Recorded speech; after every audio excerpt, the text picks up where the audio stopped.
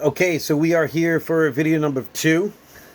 I was trying to do this all as one video, but one wrong swipe, wrong push of a button, and it gets separated. And because I'm a complete amateur, I'm having trouble mingling or editing these together, and I don't edit. And you know what? I kind of like it that way. And I think about my history in beer. I used to write a newsletter, and the newsletter was completely uninterrupted. It was my thought process of what was going on. It might be beer, and here's an event. Oh, and here's a wrestling thought. Wait, what? Yes, yeah. And then and there's a bike ride or a BMX thought. Yep. And then some more beer things. I would tell you about beer events, why they were great and why you should go, and why they sucked and why you shouldn't go again. That's what I did. I didn't edit then. I'm probably not. I could learn how to edit this, but why? Am I here for thousands and thousands of followers? No. And I don't know, for me, there's something nice about the complete, raw, unedited. Sometimes I'll edit it. At some point I'll get to that point, but it's not like I gotta clean it up so much. I don't. It's not that big of a deal, really, because my idea is not so it's polished, it's so that the message gets across. I have a passion for craft beer. I have a passion for bicycles, and that's why I'm here. So, the quick intro has to happen again because it was part of the video. So those of you who are paying attention and jumping from 13 to 14, please forgive me. But real quick, I'm going to just let you know, my name is Uncle Frank. I am a former professional brewer of 25 years. I am a bike rider since I was a teenager. I now work at a bike shop, and I sell bikes. And I ride bikes, and I do gravel rides. I've done a bunch of the gravel adventure rides, and I do road rides for charity. And I like to spread my beer knowledge. I am a certified Cicerone and a certified beer judge. So let's talk beer, as well as Tour de France and Tour de Beer stages. Again, no ride today because it was raining. Today's stage was awesome. Let's talk about the stage, but we need to pour beer first. First, I need to finish the beer from stage 13. This was the extra pale ale, which goes really well with tacos. Here's an interesting thing, then you should probably know this. Spicy food, pale ale, and IPA goes very well together. The citrus flavors, the floral, the drying flavors that go from IPA or pale ale go really well with spicy food. It kind of coats the tongue. What you're looking for when you're having anything, really, is contrast, cut, or complement. You should have a drink that does one of those three things with the food that you're having. Does it cut through the fat? Does it complement the flavors? Does it contrast the flavors? And now you want to have one after the other and then go back and forth. Or do you eat and drink them together? That's one of the things. That's the beautiful thing about beer is a food product. It is. It's liquid bread. So let's talk about that after I finish this, and we're going to talk about the next beer. And I promise to hit pause and not stop on this next one, and let's talk about the stage. So for this next beer, the stage 14 beer, stage 14 of the Tour de France is one for the climbers. That is mountainous stages. So we had an idea of what's going to happen in this stage. And what's crazy is Tadej Pogačar makes everybody else look human. Jonas Vingegaard is not doing human numbers. Jonas is performing really well, sometimes better than what he has in the past. So it's not like Jonas isn't good. But Tadej, good God, Tadej's just so much better than everybody else. So I should have described the stage and then told you what happened, but you know what happened. And if you didn't, well, I just told you, Tadej won. And if you want lots of breakdown and analysis, again, Phil Guyman, good guy to be able to go check out. Tadej Pogačar, it's you can see it. It's like when watching Tiger Woods play, and you're like, okay, here comes the comeback. Tiger Woods is 3 strokes or 4 strokes back, and you see him make boom, and you're like, there's the shot, and then Tiger gets the confidence. And then everybody else in front of him, if they were in front of him, gets tight butthole, and then, tight sphincter, it's all done, and Tiger takes over. That's what's happening. That is what is, we're witnessing absolute dominance and greatness right now. And if you don't think it's good for cycling, I'm sorry. I think it is. You're watching a dominant performance.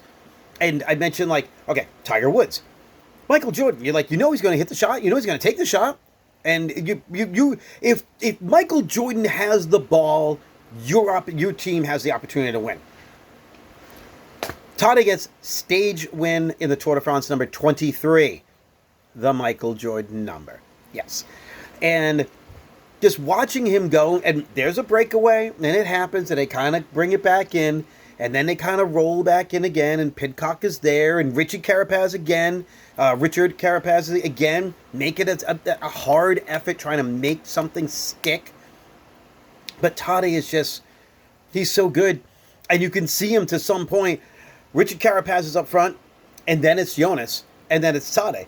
And Jonas is kind of looking back like, dude, are you going to pull? No, he's not going to pull.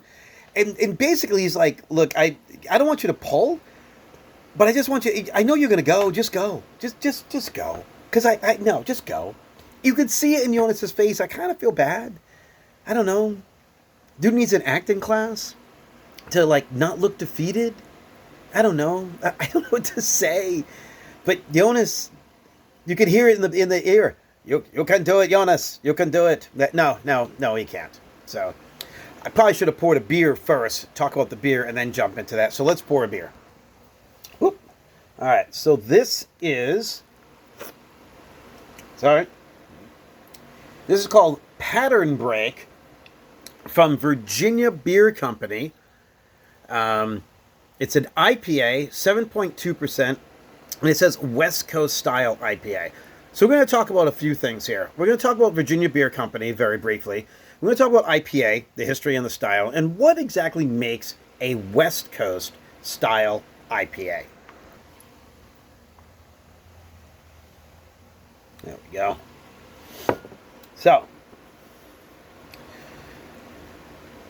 I can hear it. The beer is saying, you can do it, Jonas. Come on, Jonas. You stay. No. I'm sorry. It's funny to me. I don't know. And if you know where this inside joke is coming from, it's even more funny. Anyway, West Coast style IPA. Aromatics. Definitely aromatics, and not super fruity floral aromatics, but what we'd say hops, your classics, your C hops. And I'm getting some of that. Cascade, Crystal, Centennial, those types of things. A little bit of malt to balance. And you'll also notice that it's clear. Not every IPA needs to be cloudy or hazy.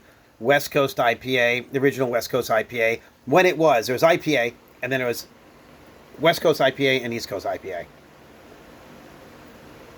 And really, what it was coming down to at the time, so let's talk about late 80s, early 90s, breweries are starting to establish themselves. How do they make it seem different? How do you stand out from the crowd? I'm going to make the biggest IPA. What's the biggest? The more alcohol? The more hops? The more bitter? The more rip your tongue out? And as this battle was going on, I mean, heck, it came to a point it was like, who had the biggest tap handle, which was not a great idea because it was so top heavy that when bartenders would walk away, it would tip, and then beer starts flowing out, and you're losing beer because they're not paying attention. So, anyway, East Coast, West Coast really became a bittering or a flavoring. East Coast is more hop flavor. West Coast is more hop bitterness. You're looking to a return to bitterness here. And this is before the birth of New England IPA, so they all should be clear. Clear beer, 7.2% alcohol, so a little bit bigger, and it's got some bitterness. But it's bigger and it's got the malt to balance this as well. We're talking classic IPA right here. Again, be really good with spicy food. Might overwhelm the tacos, but definitely be really good with, say, some buffalo wings. I love the clarity on this beer. You can see into it or see through it. It's pretty light colored too. Sometimes you might get a little bit more of an amber-ish color. you're looking at between pale ale and IPA, a lot of the standard ingredients: pale malt, maybe some crystal malt, maybe some Munich for body or Vienna, some Cara malt, or excuse me, Cara Munich, Cara Vienna, so a carameled version of that malt, and then something else to be able to give it head retention or a touch of color. You might want it to stand out a little bit with a different flavor. So either honey malt to give it some sweetness, or some roasted malt to give it a little bit of dry bitterness to it. So, Pattern Break, West Coast style IPA, 7.2%. This brewery was founded in 2016, and they are in Williamsburg, Virginia. So, very, very historical town, making a beer that's not the most historical, but also not super new. And this is right down the middle. And this is a beer, I mean, this is the type of beers that I was drinking when I was first getting into craft beer. So this is really nice. I like the bitterness on it. A little bit of wood flavor. So maybe there is a little bit of Chinook in here too. Dryness on the back end, and not overwhelming. It doesn't have that hop burn that you get with some other really, really big IPAs. So this is a very nice beer. Very, very, very, very nice beer. Thank you again for Chris for sending this to me. As far as the stage, yes, we were talking about Jonas and how Jonas just looks broken. I'm sorry, he looks broken. And he's doing really well. He's got crazy good numbers. He might be faster than he was at other stages, but he's just not Tade. And he's broken to the point now, if you see Tade launch, and here's what I thought was going to happen. Eventually, Jonas is like, are you going to go? Because I know you're going to go. And then Jonas could have tried to launch an attack, but Tade would catch up to him, and it didn't happen. And I'm not seeing Jonas attack. I want to see something out of it. I want to see him attack and just go. Even if it's go from the front, but it doesn't happen. Tade's on his wheel, and it finally is like, I'm done with this. And he's gone. 8 kilometers or whatever it was left. Pulls away from everybody. I feel like Jonas is so broken that now you have Del Toro, who wants to move up in the staging or in the jeez, in the classification. Thank you. Jeez, he ends up going by him, and you've got Evenepoel, who's looking to try and get by. Everybody wants to be able to get past Jonas. This is a race for second place now. It's a race for the podium, and there's 2 and 3 spots. And Isaac Del Toro, he's still not there. He was ahead of Jonas, and Jonas needs to fight. This is a very, very interesting week 3 setup, because I didn't see any fight in Jonas. Del Toro gets by him. He's looking for his team and see what's happened. We're looking at Sepp Kuss, another one of the American riders, and I'm watching Sepp, just like Sepp. I love watching Sepp Kuss ride. His face doesn't change. You know, suffering Sepp Kuss. Happy Sepp Kuss. Going fast Sepp Kuss. Sepp Kuss is Sepp Kuss. Halloween costume for Sepp Kuss. It's all the same. It's awesome. Sepp is doing an amazing ride for Jonas, and got him to a point that he should have been able to take care of something or take advantage of something, and he couldn't. And I don't think they're frustrated with it, but he's just not showing any fight. So Sepp Kuss, great ride by him. I think it was Matteo Jorgensen, maybe. One of the other American riders doing very, very well also. I think I probably mentioned this before. Check out Phil Guyman's his review of the rides. They're entertaining and they're fun. So, yeah, I think that's all I got for tonight. Tomorrow, gravel pop-up ride, if you're around, and if you're local and you're watching this, meet us at Deciduous Brewery, Sunday the 19th at 10:30 a.m. We're going to roll out of the parking lot of the Deciduous Brewery in Newmarket. We're going to about 18 miles of mixed terrain. It's going to be a bunch of road. Then we're going to get some rail trail. Then we're going to do some gravel. I'm sure we're going to encounter some mud and some wet area, whatever, and then make our way back at the brewery. So if you are of age, you get to have a beverage. If you're not, they probably have some soda, and we'll probably maybe get some pizza or something too. So anyway, that's all I have right now. As always, be good to yourselves, be good to each other, ride bikes, drink beer, do epic shit, and we will see you for stage 15 tomorrow. Tour de France, Tour de Beer. Prost!